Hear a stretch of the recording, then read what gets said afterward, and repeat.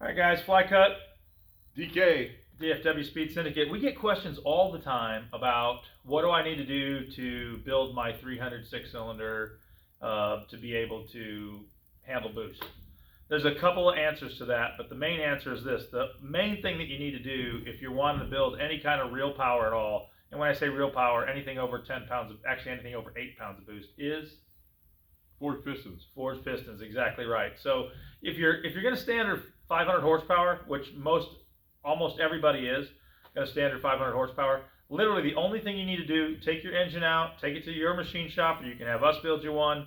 They already have forged rods in them, yep. So I would put ARP bolts in it. When you take it to your machine shop, make sure they put ARP bolts in the rod bolts, and just get a good set of forged pistons. Yep, and that'll take care of you like that 500 horsepower. Yeah, about 500 horsepower. When you rebuild your cylinder head, put some bigger valves in it. Is it a good idea to buy a new head? Absolutely, but your stock cylinder head actually does a pretty decent job. If you just get rid of the small valves in it, put some 194, 160s, or some 200s. So they run the 2-inch LS valves and 160s on the exhaust side. You can actually cut the seats out, put those in there, do screw and stud and guide plate upgrade, and you're pretty much done. You can do some studs. Yeah, and when you're done, make sure you surface the head and put head studs in it. Yeah. And that's pretty much gets you a pretty good build. If you're looking for budget and you don't want to try to put forged pistons and ARP bolts and everything, you can do that. You have to keep it below 8 pounds of boost. Yep. I still recommend forged pistons, but if you can't afford that or you can't do that right now, the next best thing you have to do, put the head studs in, get a good head gasket, and make sure the rings are gapped appropriately. Yep. That's real important because it'll absolutely just pull the top ring land right off and it'll break the piston. I mean, the cylinder pressure, even at 7 or 8 pounds of boost, the cylinder pressure is just too much for the stock pistons with the factory ring gap. So once you do that, though, you're in pretty good shape. I mean, we beat a few of them up pretty hard. Yeah, most of them can take that. Just an old engine that we throw 8 pounds of boost on. Most of them can take that. One thing we have run into is if your head's warped through years and years of use and abuse and just heat cycles, they'll run fine forever with a warped head with no boost and no horsepower. Yep. Then when you throw a little bit of boost to them, say 4 or 5 pounds, they'll have a hard time holding head gaskets. And you'll have to get the head, milled flat and then put back on. Effin Ford is a classic example of that. This had a brand spanking new Jasper motor, and I think it had 4,000 or 5,000 miles on it. Didn't have any miles on it. And we put the turbo kit on it because this is the truck that we used to mock up our new EFI system. And we popped a head gasket right off the bat and couldn't figure out why. So pulled the head off. We just thought, well, maybe we weren't. We're very good about tuning. We're very safe. We always start rich and with no timing, and then just continue to add until we get to a good safe spot. And we weren't any place where we haven't been 100 times and didn't have any problems. And this thing just pushed a head gasket. So pull the head off, just look at it. Everything's good. It's a fresh motor. Put a new head gasket on it. Bolt the sucker back down, and sure enough, another head gasket. Another head gasket, same spot. So when we took the head and had it milled, we had it done by Redman Camaro here in Dallas Fort Worth. He's a good dude, just does cylinder heads. Took it off. It was 9 thousandths warped. 9 thousandths. So he milled it, took 11 thousandths off. We popped the sucker on, and it worked great. And then Greg decided that he wanted to go and do the full Monty, and so now we have now we have roller cam, and we have the Pro Max CNC Straub blessed cylinder head. Yeah, and it's a monster. It's absolutely. I can't wait. We're going to turn up the boost on it quite a bit now. Of course, now we don't have any problems with it, so we can beat it up. We also have Molnar rods, DSS forged pistons, and so this thing's a monster. So anyway, back to the original question. The main thing you need to do, if you're gonna, we don't recommend doing it with the stock pistons. Can you do it? Yes, but you've lit the fuse. Okay, you've just lit the fuse. Spend the extra. A set of basic hypereutectic pistons are about $200, $250 by the time you're done. Just spend the extra $500. Buy yourself a set of forged FX1s, DSS pistons. We've got those all the time. We're ready to sell you those. Just spend that money. About $800 for a set with rings and everything. With rings and pins and locks and everything you need. Yep. About $800. And then at that point, literally just take the thing to your local machine shop, have them do just a good solid bore and hone on it, deck the block, make sure it's square and true and plumb, put fresh bearings in it, do all your rebuild stuff, and you're good to go. I mean, that's 500 horsepower all day, and you'll have no problem. Now, if you want to go full tilt, that's where you get into. We lighten the cranks about 12 pounds. We grind all the garbage off the cranks, all the cast markings, everything else, and then shot peen it, polish everything, get that done. We grind between 11 and 13 pounds off the crankshaft. Molnar rods, DSS. We like the FX2 pistons. They're a little bit lighter than the FX1s. There's also a little better material. And then, of course, the blueprinted Straub head is no joke. And main studs. Main studs, yeah. Studs and guys, anytime you do main studs, okay? Anytime you do main studs, you have to do a line bore on that, okay? Don't just go out and buy main studs and then stuff them in there, and then because it actually does change the clearances, okay? It doesn't have to change, but a couple tenths of a thousandth of an inch, and all of a sudden you have an oil control problem. You'll spin bearings. So anytime you put main studs in, if you're not going to go ahead and have it line bored, don't put main studs in. Absolutely, just use the stock main bolts. They'll be fine unless you're going to spin it a bunch of RPM. You're going to put a ton of boost to it. They'll be just fine. So, and that's one of the great things about these engines and some of the camshafts that we're working with, like the one that we have, the roller cam we have in F&Ford here, is you can make a whole bunch of torque and really good power and be under 6,000 RPM. Yeah, absolutely. Yeah, absolutely. So you don't have to spin it. On F&Ford, no, you don't have to. On F&Ford, we have the revolutor set at 5,500, and right now, when you step on the throttle at 8.5 pounds of boost, you're up against the 5,500 almost immediately. I mean, from 2,200 to 5,500 RPM, it cooks these little, what are these tires on here? Nitto 555s. Annihilates 295 Nitto 555s. Annihilates them. I don't know how much torque it's making, but a bunch. So hopefully soon we'll get this thing on the dyno and give you guys some real numbers on that. But well, at least a smoke show. We're definitely going to give you a smoke show without question. So anyway, that's one of the questions we get all the time: is what does it take to build to be able to put one of these, to boost one of these things? It doesn't take a lot. You can do it for probably, if you want to rebuild your motor and have your own machine shop do it and just do the bare minimum, you're probably with a set of forged pistons, you're probably $2,000 into the machine work of having the head resurfaced and done, and that's you guys doing it yourself, or taking it to your local machine shop. If they're not line boring it and doing that kind of stuff, you can usually get away pretty reasonably. Don't recommend that, because here's the deal: everybody only wants 400 horsepower until they get up next to somebody with 500 horsepower. That's exactly right. So it's a little bit more money now to save you a lot of hassle later. So we always recommend that if you if you're planning on doing anything in the future, just start and spend a little bit of extra money now. I mean, it's not a little bit of extra money. I mean, I think our short block is what, $4,500 with Molnar rods and forged pistons. I think the short block's $4,500 or $5,000 just for the short block with no head. And then one of our full builds is about 10, 5, 11,000, but that's light that's crank. 1,000 horsepower capable. That's a 1,000 horsepower capable engine, and they're monsters. We got one of those builds going on right over here. We're doing videos on that. We'll be posting those up here on YouTube and on Facebook and everywhere else. And that's a build that we're building for Gene's truck that we're going to put in a drag and drive truck that's out front. We're doing a full tilt build on that. We're going to go through everything that we do on that one and share it with you. It's going to get Crown Vic front end, 4-link rear end, all the good stuff. 4-wheel disc brakes. What's the transmission? Oh yeah, Tremec TKX with a sequential shifter, S1 sequential shifter. Very excited about that. So this thing's going to be a monster build, and we're going to take you along as we're building that. And so follow and stay tuned for those things. Follow us on YouTube, Facebook, Instagram, TikTok, all the social medias, and you'll see what we're doing. So yeah.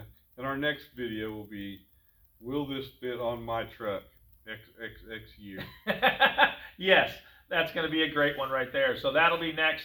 for our EFI kits. We're working on those right now. I will tell you this, EFI manifolds on, well, we're not going to do that. We're not going to do that? Okay. Oh, we can do that. We can do that. We're going to do a little, we'll do this right now. Our kits right now with no modifications, no hassles, no nothing, 1965 to 1979. Yeah, it's all the slicks, the dents, and bumps. Yeah. Bolts right on, zero problems, everything is good, downpipe is good. We're making new downpipes. We've got a truck right behind us, Gordy's truck, that is bullnose or OBS, and it's got a little downpipe issue, but we're fixing that right now. We're working that on the OBS and also on the bullnose. So all of them. So our kits, we try to make them as bolt-on as possible. Yep. There are some things that every truck will have to do, such as the battery has to be relocated. We'll show you what Gordy did on his. He relocated his to the driver's side, and it's a pretty cool little setup. We'll show a video on that later. But obviously you can go in the frame, you can go in the bed, you can go to the driver's side. Several options for that. And there also may be you may have to trim a fender well here and there, a liner. On the slicks, we know for sure, because we've got a bunch of slicks, including this one, that we don't need to do that. We built it around the slicks so you keep your fender wells and all that fun stuff with a 3-inch downpipe and all that. You don't have any problems at all. On you bullnose and on the bullnose guys and on the OBS guys, if you want a fender exit, oh my God, we've got a great option for that. This system right now is so cool with the fender exit. So if you want a fender exit, you can order one of these bad boys right now. Don't have to worry about any downpipe problems because it's badass. Yeah. I mean, it's very cool. So, but anyway, that's wanted to give you a little 411 on that. But even if you ordered a kit for an OBS or bullnose where they have the big air conditioner box and stuff in the back, all you would have to do is take the downpipe that we send with it, chop it off, short, and then take it to your local exhaust shop to run that out. They will fit. The downpipes that we make are specific, and so we're working on that, and but it's not a big deal. It's really not hard to do. You just have to finagle it around, and a good muffler shop can do that. And I got to tell you, every one of you guys out there, if you're building a vehicle, you need to find a muffler shop guy, because those dudes are amazing. They can a real good muffler shop guy, not like a Midas. Those guys just put new mufflers on and new catalytic converters. But a real muffler shop guy, man, those guys are artists. They're just amazing. They're just amazing. So if you got one of those, you won't have any problems either. But and they'll work. It's not bad. Our up pipes and our turbo, everything on there fits really, really well. It's an excellent setup. So and they work really well. This truck here, like we were talking about, we have the wastegate set at 8.5 pounds on this thing right now, and at 2,200 RPM, it's against the wastegate. It's on the gate. So and it'll do that with more boost too, because we've done that with more boost on this truck. In fact, that's why we went through all this crap, because we had the wastegate line tied in the wrong spot, and it went to 25 PSI or something. We briefly run over 20 pounds on this one, and it was a monster. It was nice. Yeah. But and this engine is plenty strong enough to run 20 to 30 pounds of boost. Yeah. Sure. Yeah. On pump gas though, we're gonna set this up for Greg. We're gonna set this up probably 10 to 15 pounds, and he should be pretty good shape with pump gas. This has got an air-to-water intercooler on it. So we have a couple intercooler options too. You can get an air-to-air intercooler that goes underneath the front, or you can get an air-to-water that we put on the side, and then you got to put a spot like we did on this for the radiator in the back and all that stuff. So lots of options for that stuff too. So if you guys have questions, comments, needs, wants, desires on that stuff, let us know. We can get you taken care of. DK loves to make deals. When you call on the phone and you call our shop line, you're going to answer. I'm going to be the one answering the phones. And if you're talking on Facebook, DK takes all those, fields all those questions. So if you guys have questions or need any information, we're always here. Always here to help. Always here to help. We'll do a quick shout out for Offenhouser stuff, guys. Got some really cool Offenhouser stuff coming real soon for the 306 cylinder. Very pumped about some cool things we're We're going to debut some things at the Grand National Roadster Show in January. So if you guys are in California, or that's a great show to go to. That's just awesome. that's a great, you know, if you want to take a vacation sometime, go to the Grand National Roadster Show in January. It's absolutely phenomenal. It's like the last weekend of January, first weekend of February. It's always in that time frame. Grand National Roadster Show, Pomona, California. We're going to be there with the Offenhouser guys and in the booth. And also, guys, if you come out to that, get with us beforehand. We're gonna try to do a deal with Jason and Offenhouser where we have like an open house deal where after the show, a couple days after the show or whatever, if you're there before or after, we'll give you guys a tour of Offenhouser. You're not gonna believe that place. It's like, man, it's like a museum. It is. It's the same building that they've been, the same machine shop that they've been in since the 60s. Yeah, yeah. And the company's been around since the 40s.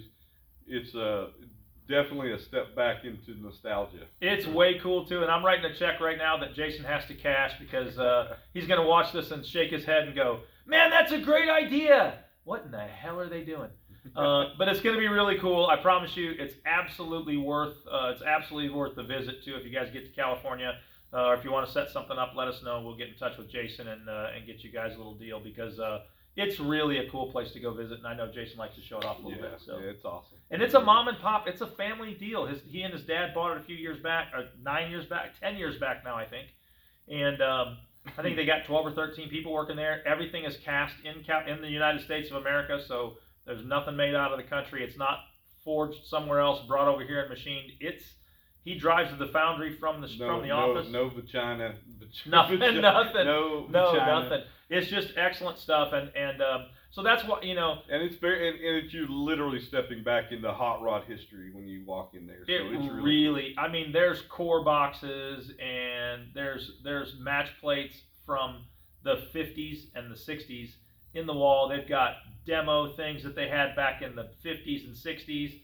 It is just such a cool deal, and we're really proud to be affiliated with Offenhauser. We've helped them engineer and do some things, and we're really excited about some of the new things that are coming up with Offenhauser. So stay tuned for some of those for sure. And we get all the 300 stuff that they make, and and so when they get behind sometimes because we sell too much, then we always get it. They always send them out to us. Yeah, we get and that's yeah. I want to shout out a big shout out to Offenhauser on that stuff too, because we are really, I mean, you guys know us. We're the 300 guys. I mean, we love 6 cylinders.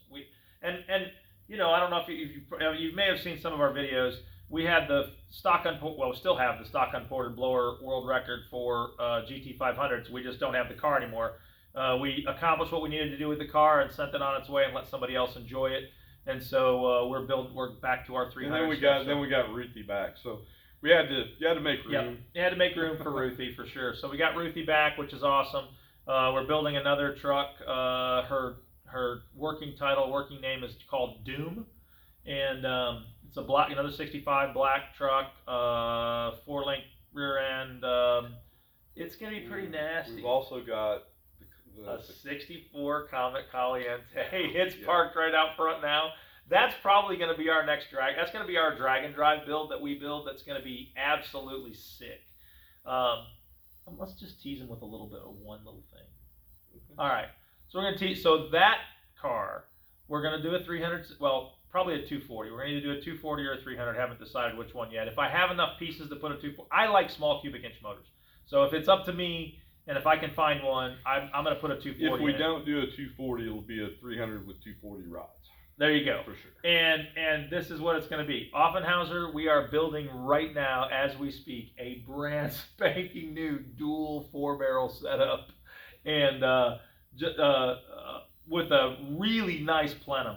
This is something that I think Fred Offenhauser or one of those guys had this, that has just been sitting there forever. They had the core box sitting there, and Jason called me up one day, and it was set up for a big single, and it's just bulky looking, and the plenum is huge, and it just fell by the wayside for 35 years. And Jason said, "Hey, let me send you a picture of something." He sends me a picture of it, and he goes, "What if we take this?" And I didn't even let him finish his sentence. I said, "Dude, that needs 2 4s." And so he literally made 2 tops for it, put them in the right spot, did some flow tests, some CF design testing on how it's going to work. Man, oh man, is it going to be a monster. That's what we're going to put on the Comet, and that's going to be available here in the next few months with a bunch of different adapter plates. We're going to make a dual Weber system for it. You're going to be able to run two 2300s. You're going to be able to run two 4150s, and I know everybody's going, why would you need two 4150s, guys? 1200 horsepower, baby. Because we want to make a lot of horsepower. Yeah, exactly. A lot of horsepower. Exactly. Can't make 1,000 horsepower with the I know with the 2300. No, or with a 390 4-barrel. Yeah. And so anyway, and we're gonna make videos on that stuff too, guys. There's a lot of misconceptions about that too. What I see this all the time on the forums. What carburetor should I put on? Oh, put a 350 on it, or put a 500 2-barrel, or put a 390 4-barrel on there. Guys, those carburetors are ridiculously expensive, and we're still talking about a 300 cubic inch 6-cylinder with rods that are this long. There's a lot of stroke there. There's a lot of things to cover there, and so they will handle the bigger carburetors. We start our builds. I like what we throw on just a basic build. I'm a 750 guy. I like a 750 carburetor on these motors. And everybody goes, that's overcarbureting. It's not. I guarantee you, if you build it correctly. Would you put something? Some people might put a 650 on a 302. Yeah. But most people wouldn't put anything less, right? No. So if you wouldn't put it on a 302, you shouldn't put it on a 300. Right. Same thing. It's the same. In fact, it's bigger. It's badder. There's all kinds of stuff. Now I know we only go 3,500 RPM. But we're obviously not talking about 3,500 RPM. We're talking about making the thing go to 5,000, 5,500. We're going to put a bigger cam in it. It's going to need more carburetor. It's just going to need it. We start our builds. Of course, we don't do anything with a stock camshaft. All of our stuff starts with, Straub 262, 268, 262. 268, And those are baby camshafts for everybody else. My camshafts that I put in my vehicles start with 300. The at 50 duration is usually about 260, 250, 260. So I like we build everything bigger and better. That's us. But anyway, those are there's a lot of misconceptions out there on that stuff. And if you're only going to go 3,500 RPM, yeah, 300 CFM is fine. But who wants to do that? Who wants to do that? There are some people that do want to do that. There's some folks that like to rock climb and like to want to do pulls and want to do some low end stuff, and we have formulas for that too. We've got we've got some really cool setups, cam setups, EFI or carb setups. We have a great brand new intake that works wonderfully. And we can make our turbos come in and be all at 2,000 RPM. So for the ones that do want to go that. Yes, we have that too. It still starts with a bigger carburetor though. You got to have a bigger carburetor than that. But you can still get the torque and all that stuff. Everybody needs to realize this too. It's like, why would I put a 750 carburetor on there? Look, dude, I don't care whether you're driving down the highway in a Ford 300 6-cylinder with a 1-barrel carburetor on it or with a 4-barrel carburetor on it. It still takes the same amount of air. You're still pushing the same amount of power to get down the highway at that speed. Your fuel economy and all that stuff is directly proportional to your right foot. Directly proportional. So if you have a carburetor set up correctly and an intake manifold set up correctly, people go, it's going to be soggy, it's going to be this. Guys, it's not. I promise you. Come down here and go for a ride in any of ours, and you're going to go, holy crap. And we're putting, what we put on GERT, on our first 240, one that was in GERT and then out of GERT, and then we went through 3 other engines that we R&D'd, and then we put the 240 back in with the good rods and the good pistons now that Molnar makes them.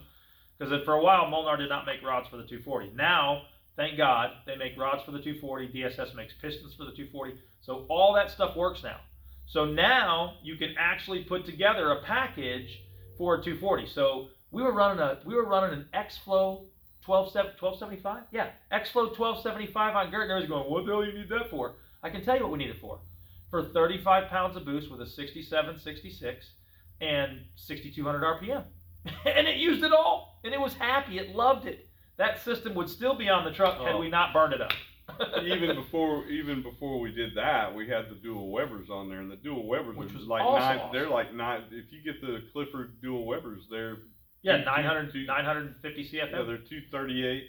Yep. And they're 925 CFM Yep. between Yep. the two of them. So and that's what we're gonna. a great naturally aspirated setup. It is, and that's what we're gonna offer. So we're gonna have a similar system once the Offenhouser, once the new Offie dual 4 manifold comes out. We're gonna have it to where you can bolt on a pair of Webers, and so we're gonna set that system up here just like you can buy at Clifford. You're gonna be able to get our intake manifold, our custom cam design, and our 38s that literally throttle linkage, everything bolted on. It's going to start and run, make good horsepower. We're going to sell ours though, instead of with a Clifford 2.4, header, we're going to sell it with the EFI manifolds. That way, if down the road you decide you want to turbocharge it, we've got your package. So that's going to be a real. And we also have plans to make and sell a downpipe for the EFI manifolds. Yep. It would be 2 inches into 3 inch with Yep. a V-band, so that Yep. you can run a little header style. Yeah, we're working on that now. We're actually building that now, so that'll be coming out here shortly. You'll be able to hook up a really nice little crossover pipe that'll take your EFI manifolds. The headers, are they going to make a little more power? Probably a little bit, but not a lot. When I say that, this again is for the people that are going to go to a turbocharger eventually. Why spend $650 on a set of headers when you can buy the manifolds now? You might lose 15, 20 horsepower for now, and then when you put the turbo on it, you're gonna at the most. And I don't think you'll lose. Yeah, and I don't think you'll lose that much. But why do that when you can absolutely put these on there, use this little downpipe that we're going to build for them, and then eventually put one of our turbo kits on it, which is just going to be a monster. So, so that's kind of it's just kind of that's our little 5-minute spiel. That's 27 minutes now, or whatever it is. 27 minutes of your life that you can't get back. But who would you rather spend it with? Exactly. The guys from DFW Speed Syndicate. That's us, man. We love this stuff, and so. We really do appreciate you guys. We appreciate all the people that follow us on Facebook and Instagram and all that stuff. One more shout out. Our Illuminati Custom Garage. My gosh. He's got a 10% off on all of their parts, their wings, their mirrors. Anything that they sell, and they just came back from SEMA, actually being able to go to SEMA with their mirrors. So really great product, and 10% off through December 25th, so it's like, I think. So right now it's December 10th or 11th, something like that, 2025, because this video is going to stay up forever. But man, Ray does such a great job. He made, and we'll show them off. You guys may or may not have seen the one that's on Ruthie, but we've got a little spoiler, a splitter and spoiler on the front of Ruthie that he made. That was the first one that he made for us, and he's going to start producing those too. Man, does he do absolutely top quality work. His mirrors, second to none. If you've seen the bomber seats that are in those, he custom made those. The wing, the rear spoiler, the front spoiler, the mirrors. His mirrors are absolutely amazing. Yeah, and I say this all the time, and I don't say this because I try to sell things. I say this because it's true. There are things that are expensive, and there are things that are worth it. Let me tell you something. If Ray says he wants $450 for a set of mirrors, trust me, pay it. You're not going to be disappointed. You're just not going to be disappointed. The quality is amazing. These are handmade. I mean, he hand makes these things. They are beautiful. Again, nothing coming over from China. This is the real deal, Holyfield. Ray builds them in his garage. He's just a great guy too, and we keep a bunch of his stuff in stock. So. We got mirrors and spoilers. I'm looking at a bunch of stuff sitting over there right now. So if you guys need anything and you can't get a hold of Ray for whatever reason, let us know. Happy to get you taken care of on it, and we'll match the same deal that Ray has on his stuff too. Well, if you go to our website, we've got, not all of his items are on there, but most of them. And if you go buy from our website, the 10% off is already built in. So when you go to your card, it's already going to take the 10% off. Cool. But if you can't find it on our site, get a hold of me. Yep, DFWSpeedSyndicate.com, DFW Speed Syndicate on Facebook. The phone number from DFW Speed Syndicate comes to me.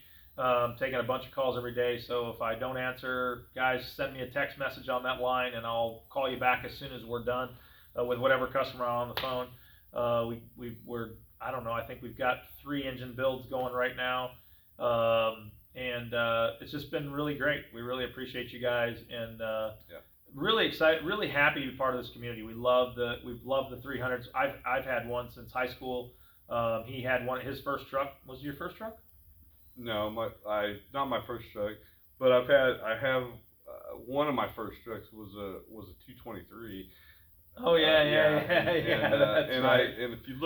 if you go back in the DFW Speed Syndicate Facebook pictures and videos, I have a video of a Fairlane I built about 15 years ago. That is a 200 that I built. So we've been into, and then we've done slant sixes. Yeah. And we're gonna do all that stuff too, guys. With the Syndicate 6 isn't just for the Ford 300. We build 292s, 250 Chevys, 250 or 200 Fords, 171s, all those things, 225 slant sixes. We love them, and so we focus on the 300s because we're basically Ford guys. I mean, we're Ford guys, but we'd love to have like a '63 Chevy or any of the older. I'd love to have one of those come in with one of their inlines and let us turbocharge it. Absolutely. Expect to see in the Syndicate arsenal. Expect to see a Dodge D100 with a slant six in it. And expect to see a Chevrolet truck with a slant six in it, because I guarantee it's going to happen. Yeah, we did a Valiant, a couple of years ago with a slant six in it. We didn't get to the point. We got sold before we could turbocharge it, but it was pretty wicked anyway. I need to start licking more of the cars that we own. Once I lick it, we're not allowed to sell it. That's what I did to Gert. DK tried to sell Gert one time. Oh man. Yeah. Yeah, she's not for sale anymore. Yeah.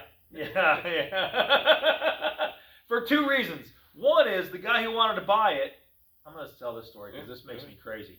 The guy who wanted to buy it came in here, and DK is about ready to hand him the keys. I mean, they were like close. And the guy said, "What do you think it would cost to paint it?" And DK said, "I'm sorry, it's not for sale."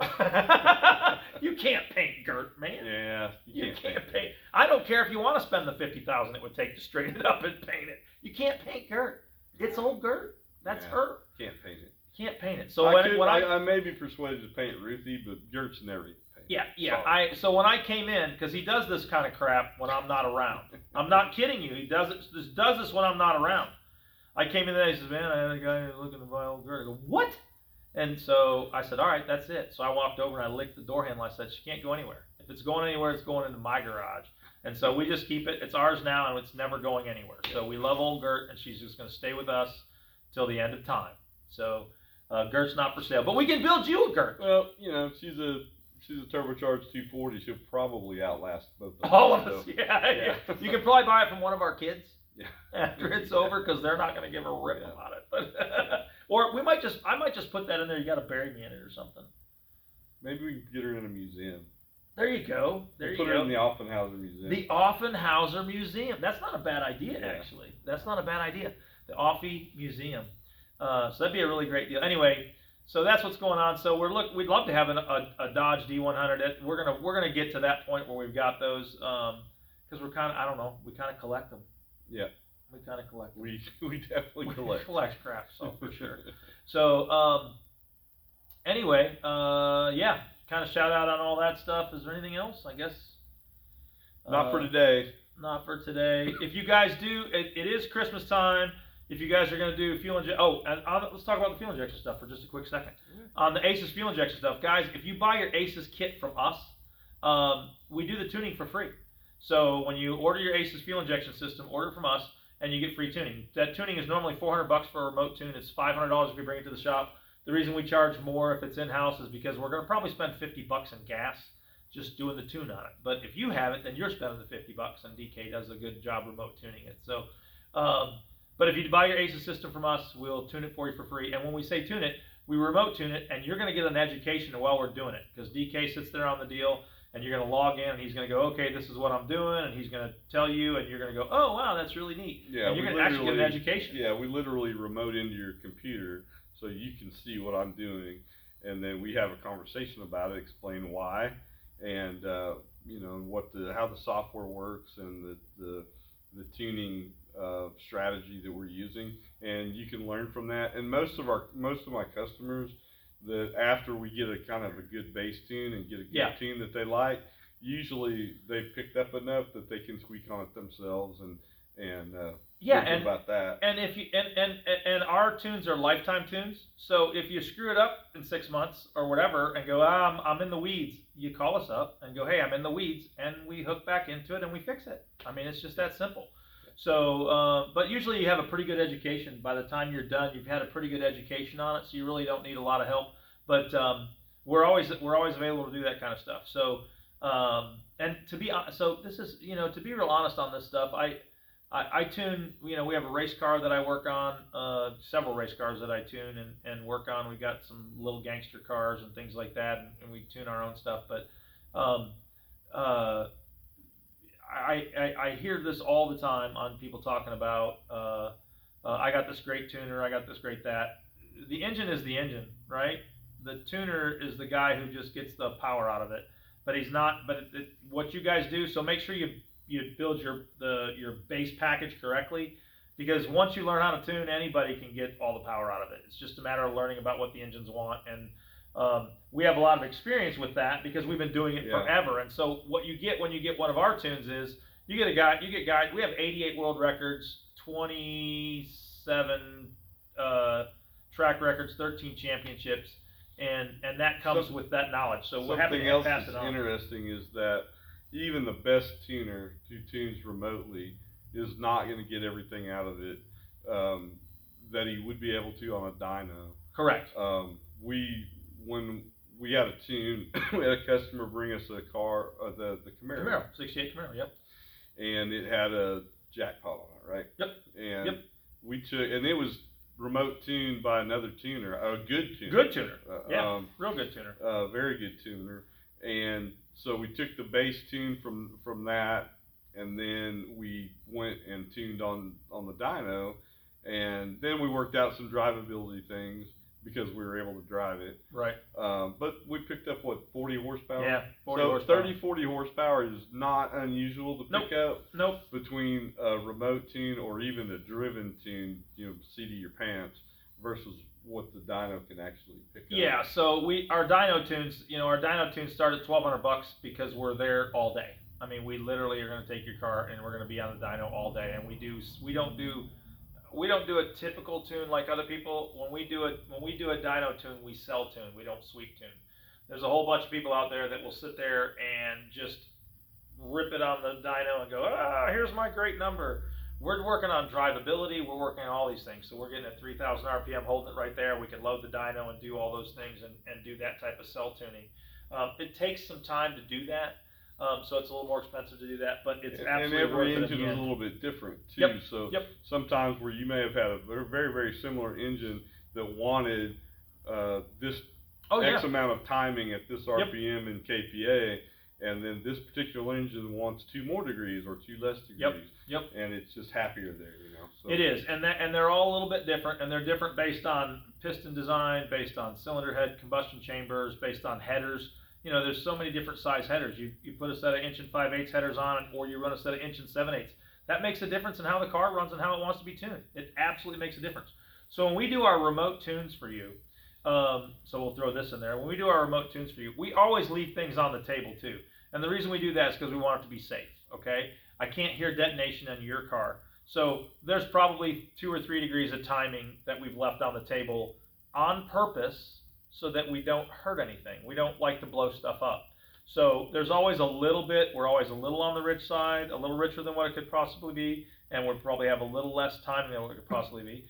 If you get a bad load of fuel, if something happens, if you don't get 93 octane in it and you're running 89 one day, we don't want you to beat the motor to death with detonation. So that's why we ask all the pertinent questions about how do you drive it, what fuel do you run in it, those types of questions are important. So what are you using it for? What you using it for? Yeah, in fact, the race car that we tune, Preston's car, it's a little small tire gangster car, a little gangster car, and which means it's not been officially in the fours. It's been in the fours on the draggy. It's pretty nasty. It's a fast little car. It's a daily. He can drive it. So yesterday we were doing some drivability tuning on it, and I'm telling you what, this sucker running down the highway just 70 miles an hour just rips down the highway. He's going to start driving it on a daily basis, and that's just it changed the intention of it. We still have all the race stuff in there, but we can do the drivability stuff with it too, and that's a 1,300 horsepower car. Yeah. I mean, it's all kinds of nasty. So, but anyway, just depends on what you want. We can tune it. If you have any questions or comments or need anything with that, we're happy to help you with that. I think that's about it. That's everything we can think of for now. But Yep. stay tuned for more ranting and babbling. Will come soon. Yeah, we're gonna do these things. DK and I have been talking about this for a while about doing these things live once a week, just having a live Q&A session. We'll have a laptop right here and we can watch you guys on the chat and we can talk about it. So we're gonna get that put together. We'll start doing that certainly in 2026. We'll start doing that. We might start testing that out in the next few weeks if we get the opportunity. DK's got some road jobs he's got to do. So, but we may do that in the next few weeks, and we're going to start setting up a time where every day at this time, where every once a week at this time, we're going to have a little Q&A session. So, yep. That's what we're kind of looking forward to because we kind of like this actually. Yeah. As you can tell, we can go on and on. On and on. Yeah, we've been talking to you guys this whole time, and we haven't heard anything that you guys have said. All right, I guess we'll call that one a wrap, and until next time, syndicate out. Now really